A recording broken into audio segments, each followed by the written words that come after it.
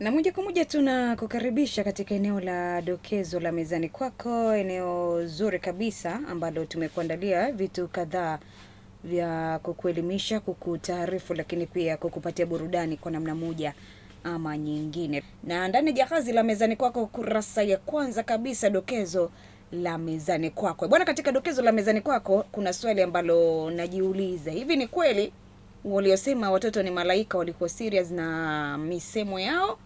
Walifanya uchunguzi ama walikurupuka? Yaani kuna namna kama vile siamini watoto ni malaika kweli ama vipi? Sasa nimeuliza swali hilo kwa sababu ya matukio mengi ambayo yamekuwa yakifanywa na watoto wadogo. Wengi tutakuwa mashahidi hapo majumbani. Kuna baadhi ya matukio bwana yanafanywa na watoto, wewe mwenyewe unabaki unajiuliza, mtoto kweli ama ametumwa huyu jamani?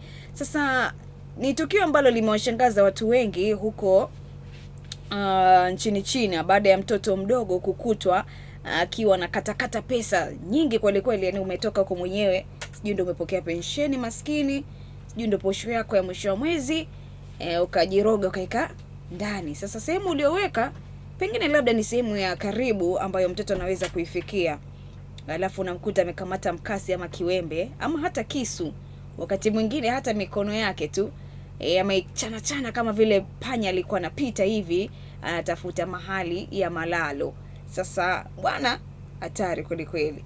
Sasa wanakwambia mwanaume mmoja nchini China ameripoti kupata hasara kubwa ya kifedha baada ya tukio lisilotarajiwa kumkuta, na ni baada ya mtoto wake mdogo mwenye umri wa miaka 5, kwa mujibu wa taarifa alizozitoa mwanaume huyo, kumkuta mtoto huyo nyumbani peke yake kwa muda, na akiwa na chana pesa ambazo alikuwa ameziweka, na pesa ambazo zinatajwa zilikuwa ni pesa nyingi kiasi kwamba yeye mwenyewe amebaki mdomo wazi. Yani imekuwaje, nafanyaje, inakuwaje kwaje hapa, natoboa vipi na vitu vingine kama hivyo. Sasa inadaiwa kuwa mtoto huyo alikata vipande mafungu ya noti za pesa akidhani karatasi za kawaida tu za kuchezea. Tena kitendo hicho kilisababisha uharibifu wa fedha zinazokadiliwa kufikia yuan 600,000 sawa na zaidi ya shilingi milioni 200 za Kitanzania. Are you there? Milioni 200 za Kitanzania. Sijui wewe unafanya maamuzi gani? Yaani niko na navuta picha, angekuwa ndo baba wa kibongo baba wa Kitanzania anachukua maamuzi gani hapo? Mkuta mtoto wako ndo yuko ndani pale amejideula mwenyewe, anachana taratibu, lakini wakati huo akidai kwamba alijua kwamba ni karatasi tu za kuchezea kama karatasi zingine. Mbona kama haiji hivi? Yaani kivuta picha, sisi tumeanza kuzijua pesa mapema sana. Yaani uko darasa la kwanza, darasa la pili, chekechea tu tayari umeanza kufundishwa hii shilingi ngapi, hii 100 ngapi. Kwa unakuwa unauelewa baadhi ya vitu na unajua hii ni pesa, hii sio pesa, hii ni karatasi. Sasa nikaa nashangaa huku wenzetu imekuaje kwaje na vitu vingine kama hivyo. Sijui wewe utachukua hatua gani au umemkuta mtoto wako anafanya kitu kama hicho, lakini wanakwambia baada ya tukio hilo sasa kuibua mijadala kuhusu umuhimu wa uangalizi wa watoto pamoja na uhifadhi salama wa vitu.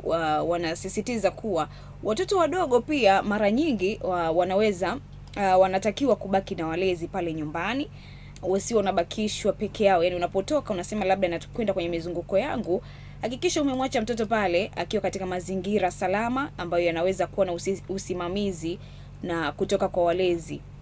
Ukitoka mwenyewe unajua kabisa kwamba nimemwacha na mtu fulani, itakuwa sio rahisi kufanya uharibifu ama kuingia katika mazingira hatarishi hata kwa ajili yake mwenyewe.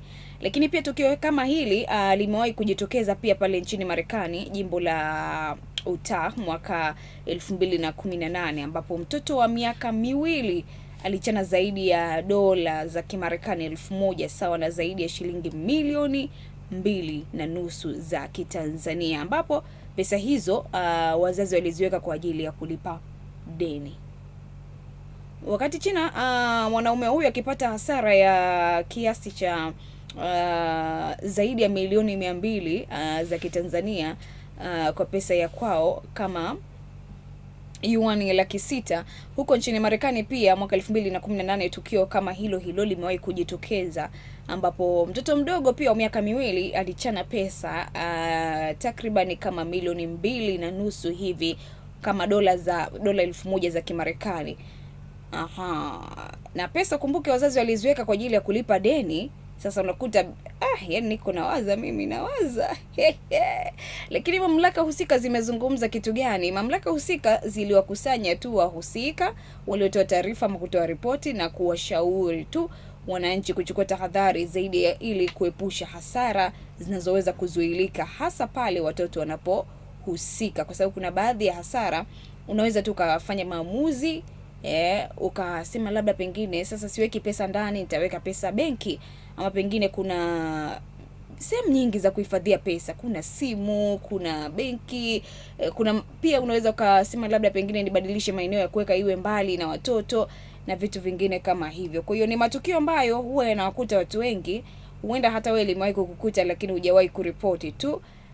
Sasa wenzako bwana, ni rahisi kutoa taarifa inapokuja matukio kama haya, kupata hasara pesa nyingi kiasi hiki. Ni tukio ambalo limetukia nchini China, na mzee huyo bwana, kilichokuja kuwashitua watu wengi ni kwamba yeye hakuchukua hatua yoyote kwa maana ya kumwadhibu mtoto wake. Alichokifanya ni kwenda kutoa taarifa tu mamlaka husika kwamba bwana, nimepata hasara kweli kweli, lakini hasara